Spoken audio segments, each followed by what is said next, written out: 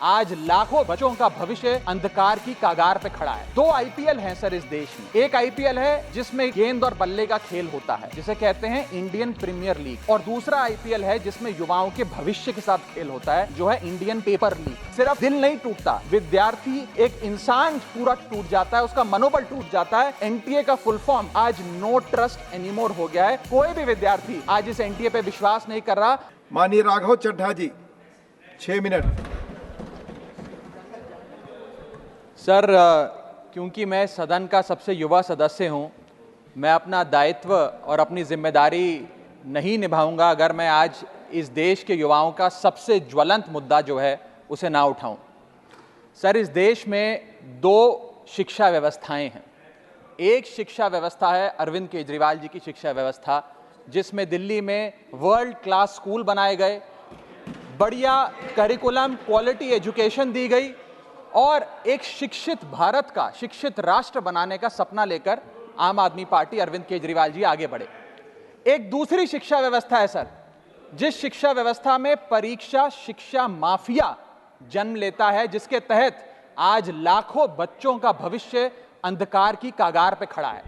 मैं बात कर रहा हूं नीट यूजी और यूजीसी नेट की, जिसमें कुल मिलाकर करीब 35 लाख बच्चों का एग्जामिनेशन हुआ। हमने देखा, देश भर में देखा कि कैसे उस एग्जामिनेशन को पेपर लीक हुए, क्या उसमें माफियाओं का राज रहा और कैसे इन 35 लाख बच्चों का भविष्य आज अंधकार की कगार पे खड़ा हुआ है। वो 35 लाख बच्चे आज इस संसद टीवी को देख रहे हैं इस उम्मीद से कि शायद उनके अधिकारों की, उनके हकों की बात होगी। भारत देश एक बहुत युवा देश है।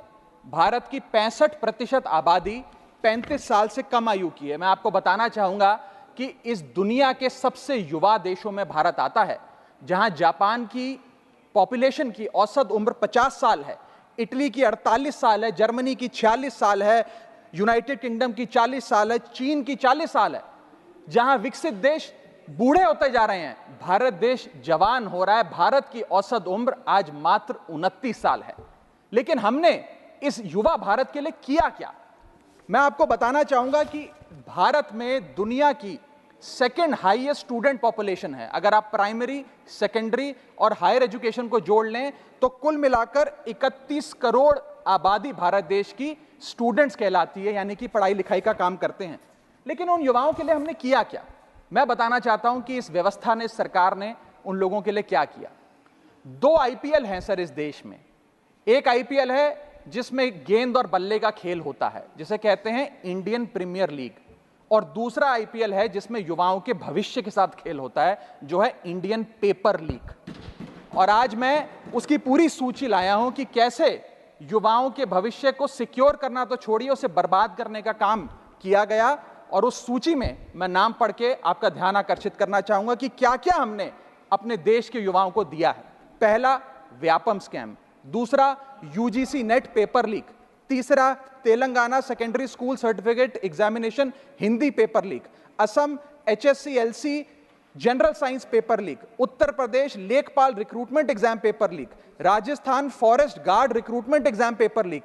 Bihar public service commission exam paper leak. Gujarat head clerk exam paper leak. SSC CGL exam paper leak. UP TET exam paper leak. Rajasthan university paper leak. UP PSC paper leak. Maharashtra HSC exam chemistry paper leak. UP police constable qualifying exam paper leak. REET यानी कि Rajasthan eligibility examination for teachers paper leak. Haryana police constable exam paper leak.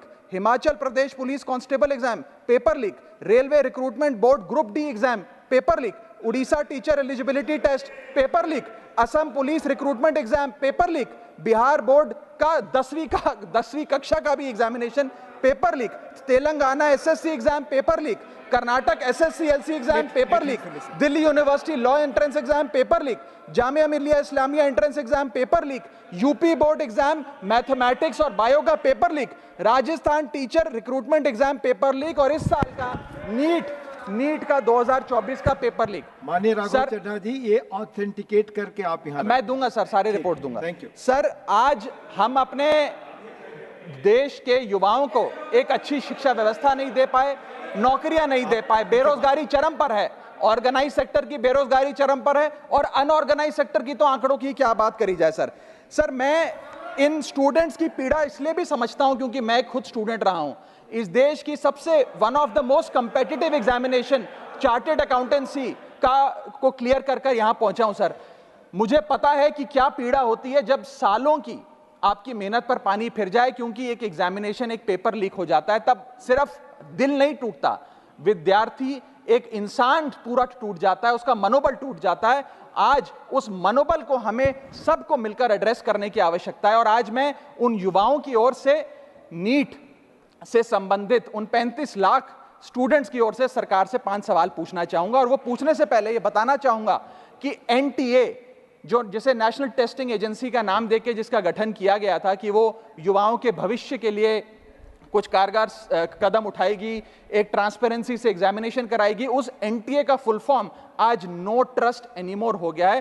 कोई भी विद्यार्थी आज इस NTA पे विश्वास नहीं कर रहा और मैं विद्यार्थियों की ओर से ये 5 सवाल सरकार से पूछना चाहूंगा, नीट से संबंधित सटीक सवाल। पहला सवाल, नीट का पेपर जिसमें मात्र 1-2, बहुत हुआ तो 3-4 स्टूडेंट्स की रैंक 1 आती है, जैसे कि 2023 में मात्र 2 लोगों की रैंक 1 आई, 22 में मात्र 4 लोगों की आई, 2021 में मात्र 3 लोगों की आई।